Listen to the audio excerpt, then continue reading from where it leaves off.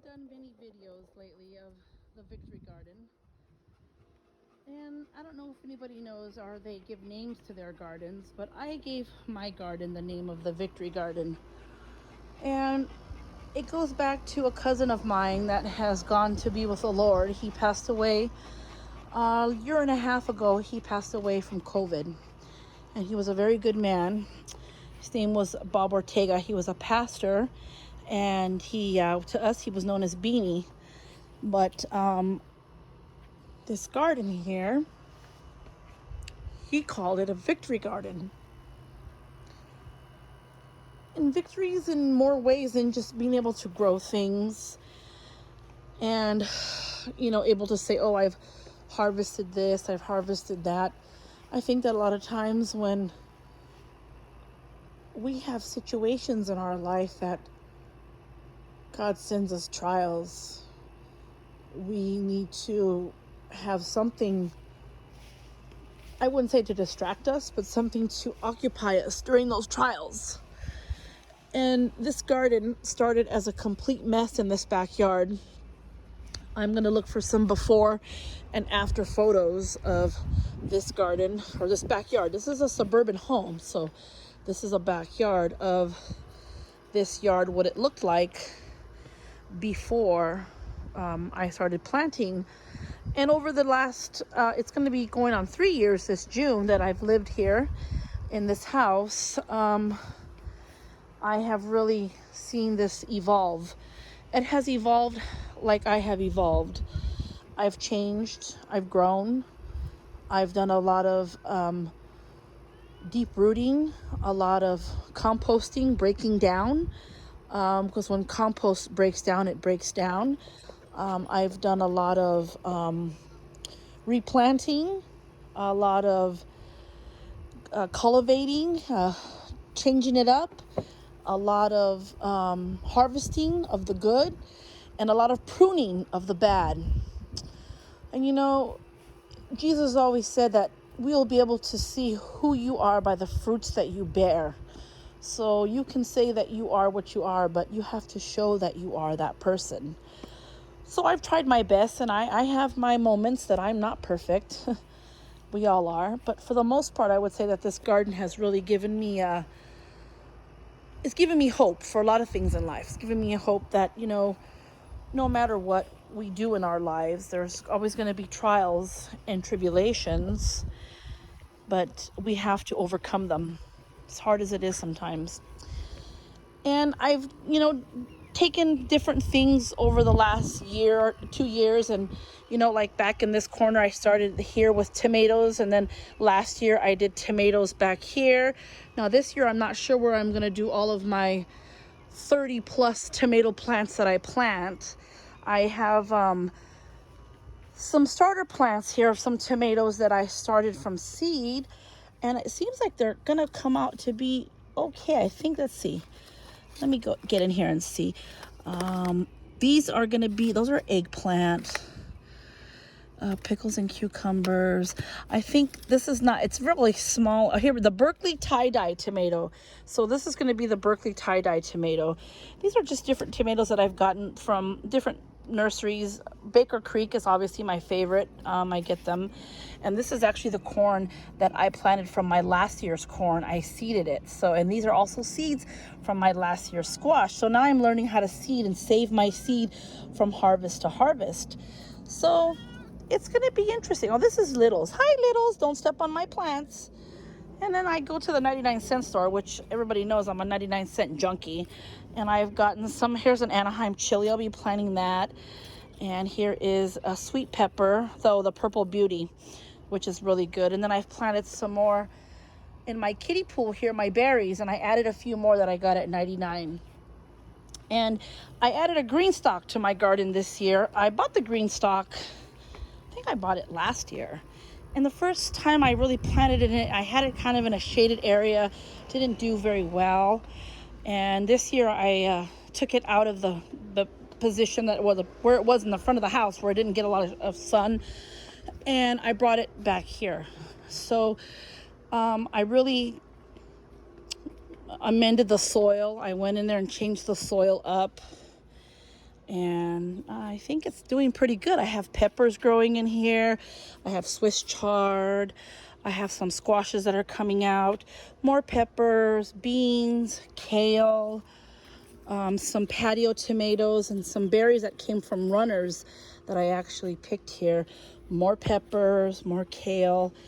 Back here is going to be my blackberries. I cut them down to nothing so they can really grow back, and every year they just get more and more. And this is just, these are all volunteers from the last year's garden. When anything falls off in its seeds, it just comes back the next year. These are lettuces that were complete volunteers. That this is arugula actually, and it went to seeds. So I'll save these seeds, and I'll probably end up giving this to my tortoise. I have a tortoise.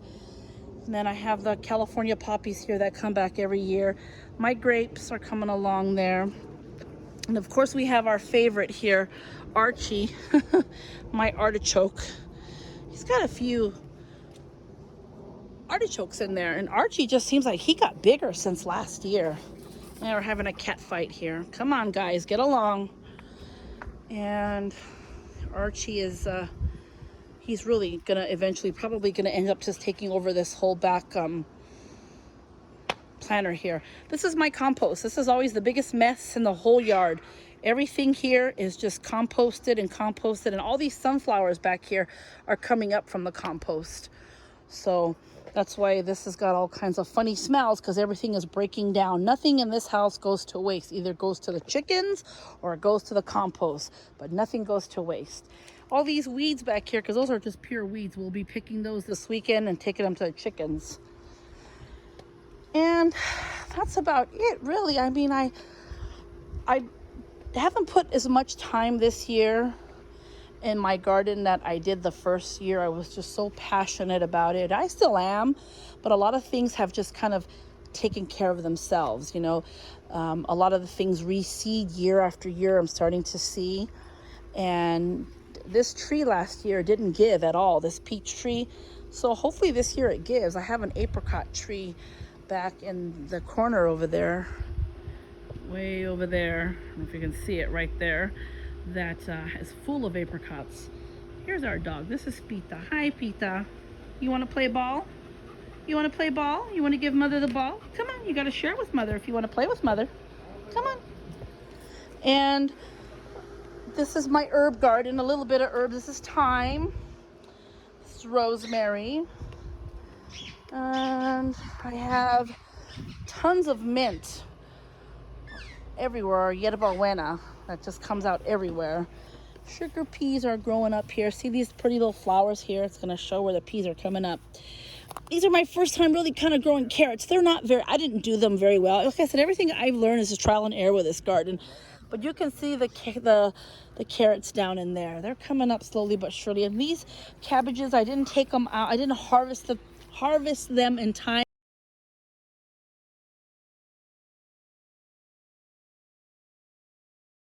And these cabbages here went to seed, so I'm gonna let them seed, and then I'll save the seeds for next year.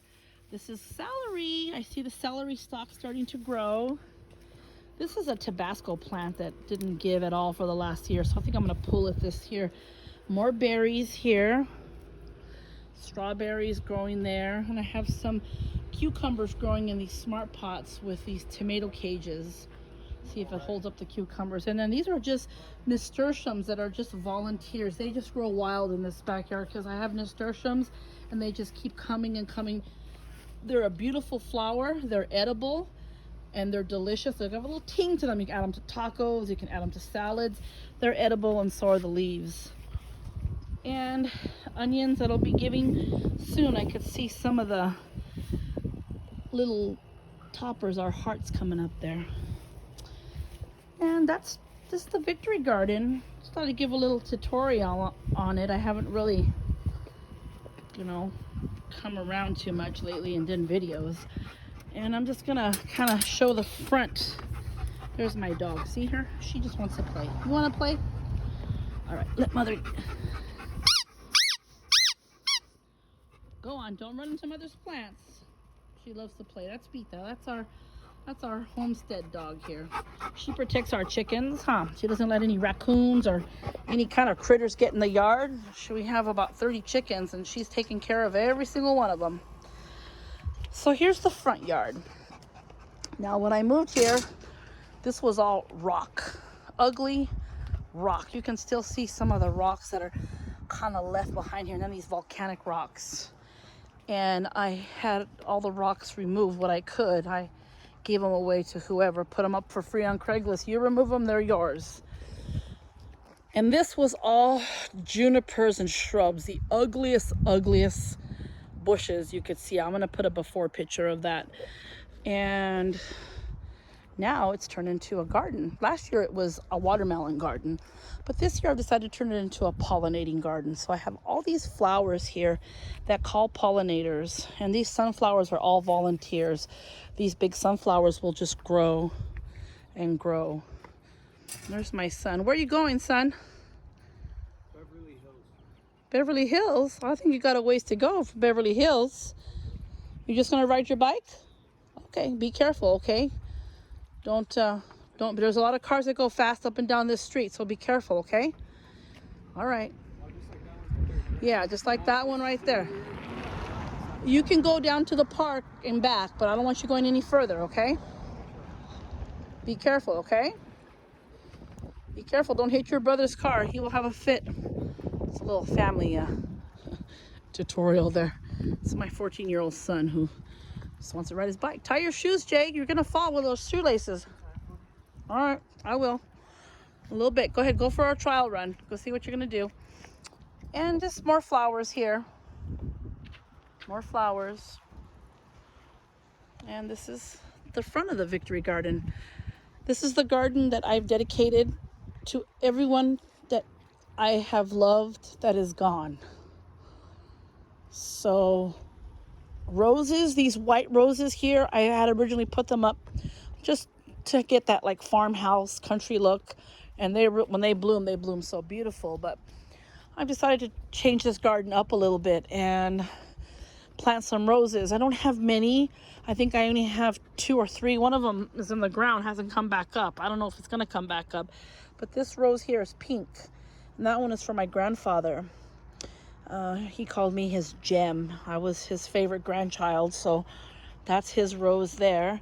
And this rose here is a yellow rose, and you can see one right there. Someone here is coming to Jesus real soon, and I'll tell you the story behind this. Is my cousin Beanie, who passed away from COVID, was a pastor in New Mexico, and I planted this rose for him because he always had hope for everybody. No matter how rotten you were or all the bad things that you've done, he said, if you give yourself to Christ and put yourself at the cross, you can be saved. And he was right. I'm a true, firm believer because of him. And so this garden, I'm going to plant some more wildflowers here for my Aunt Chris, who passed away just a few months ago. At her funeral, they gave these little packets of wildflowers. She loved flowers, so this will be for her this year. I'm going to plant all the wildflowers here. I'm going to amend all of this soil here, and I'm going to plant those for Auntie Christy. And here are some wildflowers already for her, even though I didn't really know she liked wildflowers until she passed away, and they said it in her eulogy. So she was always the most wonderful, sweet person, and this is for her. Auntie Christy, you're missed. And let's see, I'm gonna show you one other garden I have. One little small garden. This is kind of a little pathway to the front of my house. There's my cat. This is the shade garden. So this part here is all shade. It's underneath this arch of my house. This is all shade. So I planted some ferns and some cuttings, some calla. I took a lot of cuttings from people. I try not to go out and buy like the real whole plant. So let's just get cuttings. And actually it's grown pretty good. My daughter and I planted this, so this has come out pretty good. This is a basil here that got left over. And these are more plants that I planted from people that I know that I've taken cuttings. These are Marcy's begonias. Those are Jerry's welcome front door, and this Mr. Honey's orchids that I'm hoping they'll bloom this year, and this plumeria tree over here gives a beautiful plumeria. It gives a like a fuchsia color when it gives. This is called Sewell's. Oh, there's one. Look at that. Still left. Sewell's plumeria. It's a friend of ours that passed away about 11 years ago. And this is his tree that we took from where we used to live, a cutting from it. And these down here, this is where one of my pets, my cat, passed away. That's Mr. Cup's little grave there. So just some little things in my garden that I keep. I have Mr. Honey's geraniums, and then this is just a desert plant that I planted here. So that's about how all it pretty goes here in the old Cassiano homestead, I guess you can say. And this is how the front yard looks before, and then I'm gonna put a picture after. It's coming to be dusk now, so it's getting kind of dark. And this is how it looks now, how you can see it now. I mean, it doesn't look like much now, but in the summertime, it's really gonna bloom. It'll be beautiful. Just wanted to give a little video and a little tutorial about my victory garden and what the victories mean to me. If you have a victory garden, or you plant, or you do gardening or homesteading, anything to, you know, as a hobby or as a way of living, put a comment down below. Tell me what your victory garden has done for you. And I'd be interested to know how different people have different situations in their life that help them go through things. And my outlet was, I turned my sorrow into, what is a song from Adele? What does she say?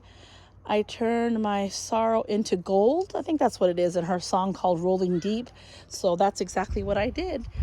And I have turned my yard into a beautiful homesteading garden. So, good homesteading to everybody. And I hope that your victories are in more than just gardens. I hope that we become victorious in many ways.